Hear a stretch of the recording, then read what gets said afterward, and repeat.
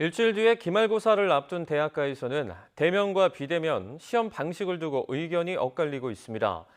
부정행위를 막기 위해 대면으로 시험을 봐야 한다는 주장도 있지만 학생의 안전을 생각해 비대면을 고수해야 한다는 의견도 우세합니다.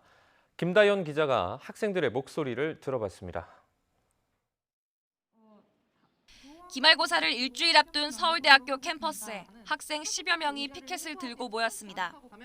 평가를 모두 비대면으로 실시해달라며 학교에 항의하는 겁니다.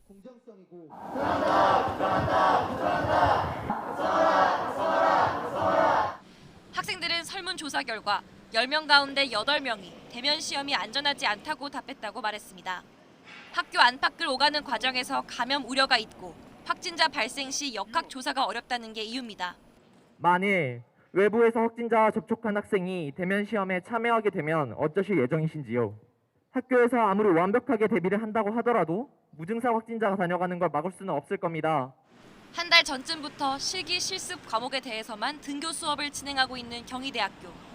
하지만 기말고사는 모든 과목을 대면으로 하겠다고 발표하자 학생들은 일방적인 결정이라며 플래카드까지 붙였습니다.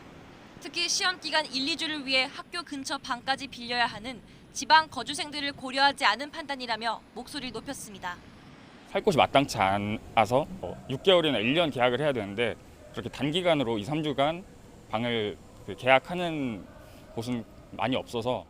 하지만 최근 대학가에서 온라인 시험 부정행위가 잇따라 발생한 만큼 마땅한 방지책 없이 비대면 시험을 치르는 건 모험이라는 반응도 있습니다. 최근 일들을 봤을 때 약간 노력하지 않고 좋은 성적을 받으려고 하는 게 걸리지만 않으면 가능해지니까 형평성에도 어긋나고.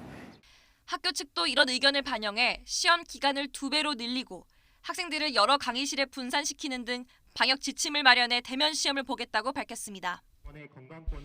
감염 확산과 부정행위에 대한 우려가 맞서는 상황. 시험의 공정성과 학생의 안전을 모두 지키기 위한 학교의 빈틈없는 대책과 학생의 적극적 협조가 필요해 보입니다. YTN 김다연입니다.